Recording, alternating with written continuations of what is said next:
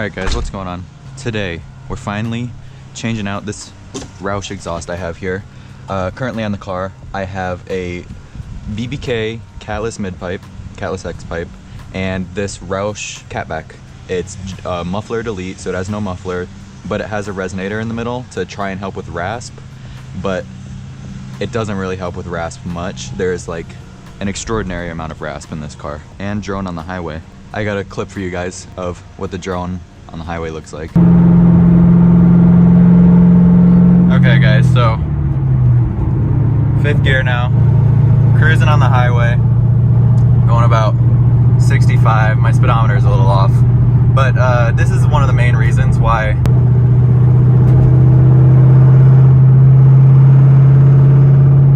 you hear the drone. This is like an insane amount of drone for trying to just go highway speeds, and it's really gotten to me on long drives before to where I don't want to hear my car anymore.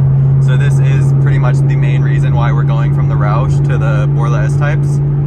But yeah, I just wanted to give you guys a little drone example. We're gonna change this out today. I have a Borla S-Type here, which is also a free flow design catback, but it has, instead of a resonator, it has a can muffler, which will hopefully help with a lot of the obnoxious noise this car makes. Yeah, here we go. So here's what the muffler looks like on this. It's not a huge muffler, but it's definitely bigger than what we have now. So we're gonna go ahead and throw this on real quick. Gotta get one last cold start. I have some exhaust clips I'll probably put in, but I'm gonna get one last cold start with this exhaust.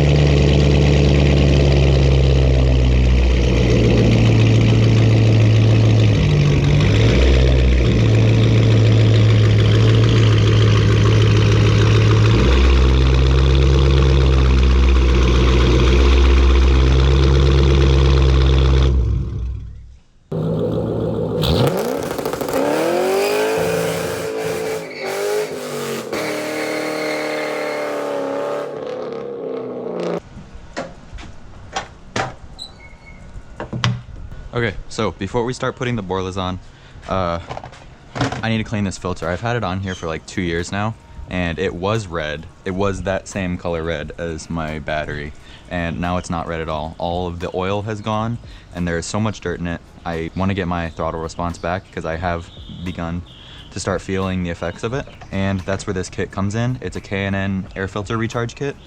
It's basically just a degreaser. You clean your filter with it, and then it has red oil to oil your filter again to help your car breathe better and hopefully give us some more intake noise. So I remember what size my intake is. I feel like it's an 8.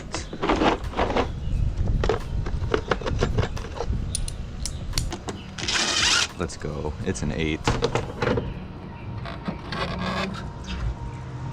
Ooh, look at this crust. Yeah, this thing's filthy. The way this JLT intake works, it's actually pretty clever because it utilizes the stock airbox inlet for the stock intake on these Mustangs, because it has this heat shield here to, for the most part, block off excess heat from the outside. It uses this hole for fresh air intake that comes from underneath the bumper right into the intake, so you get coldest air possible, and this keeps out all the hot air from the engine and the headers. Okay, so the first step of this kit is we have to take this degreaser and cover the entire intake with it, because this is going to break down all of the dirt and the crust and old grease that's stuck onto here. I don't know how much to put, so I'm really just coating this thing. Okay, that should be enough. And now we let this sit and degrease. All right guys, this thing has sat for about 15 minutes. You can tell the degreaser is working because all of the red is completely gone. It's just black now. You can see all the discoloration coming out. Look how white it's turning. That's what you want to see.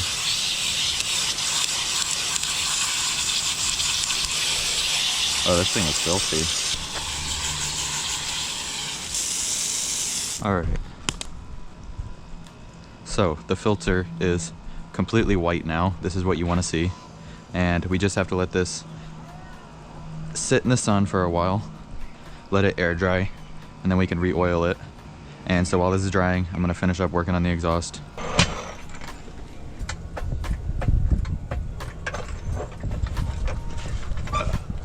All right, so we're gonna start lifting this thing up by the diff so we can lift up the back evenly. I'm thinking of how I need to get this out of here.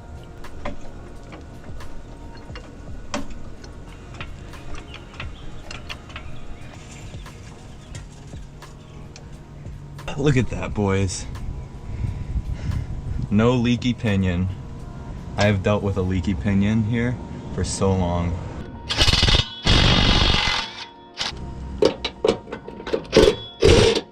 Ooh, not a 14.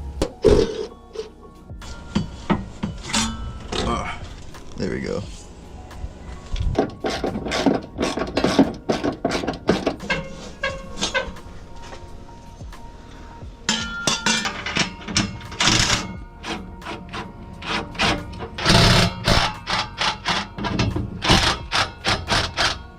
The over axle pipe isn't coming out from over the axle because the axle isn't dropping low enough. So it looks like we're gonna have to drop the shock in order to lower the axle a little more.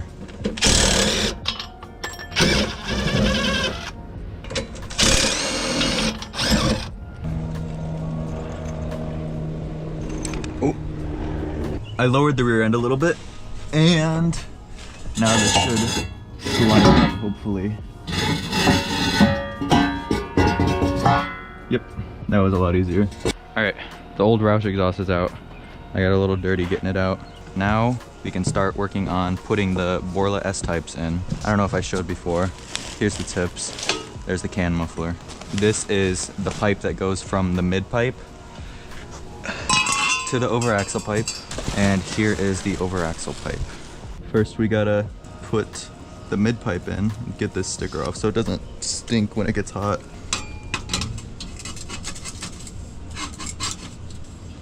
There we go.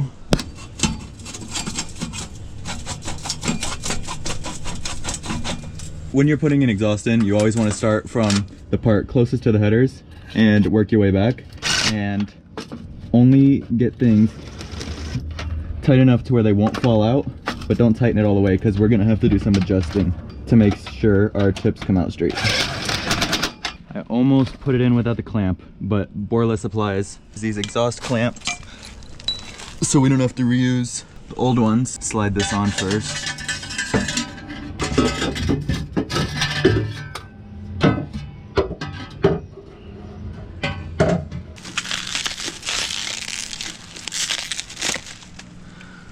That looks pretty good.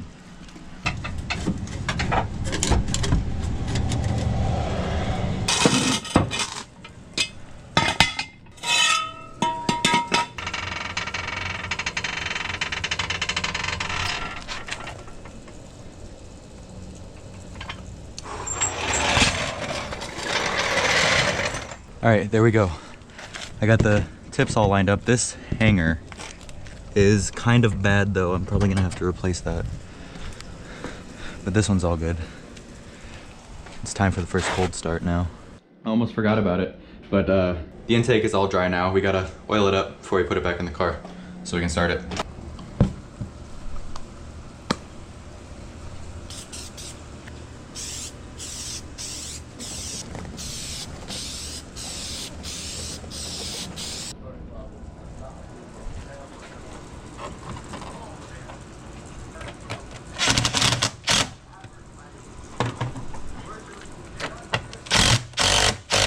Now it's cold start time.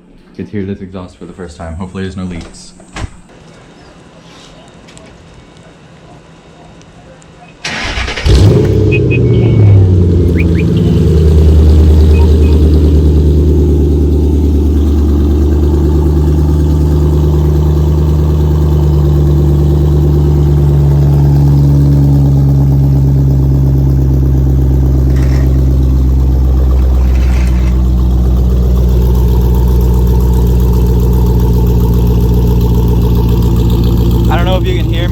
But it's so much less raspy, which is what I was going for, but it's still very loud. It's more bassy than Before there was a lot of treble in the exhaust tone. Now it's very bassy, but it sounds good. It's a good note. I don't hear any exhaust leaks yet.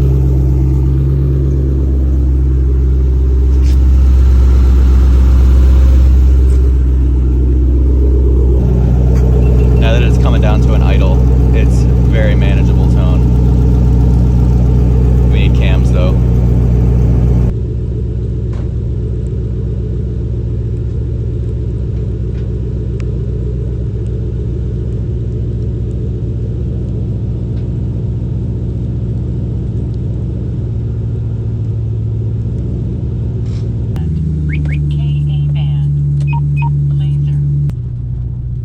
We scraped, but yeah, I want to take it for a little test drive.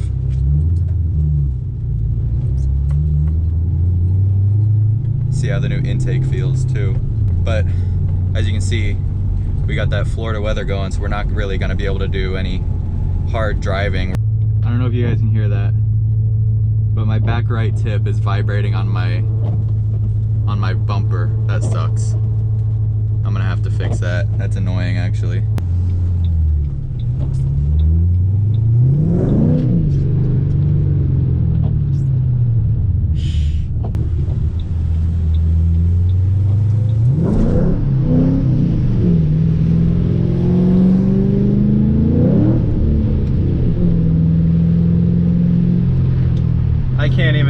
I can't even do half throttle. These tires are not rain tires.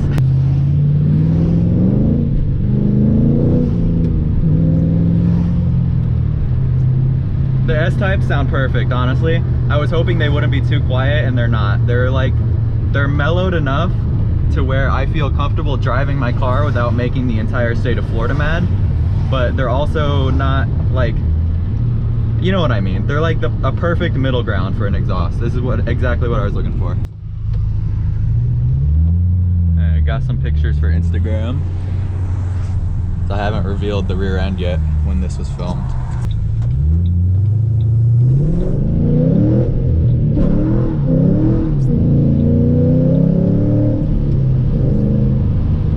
Yeah, it does sound really good.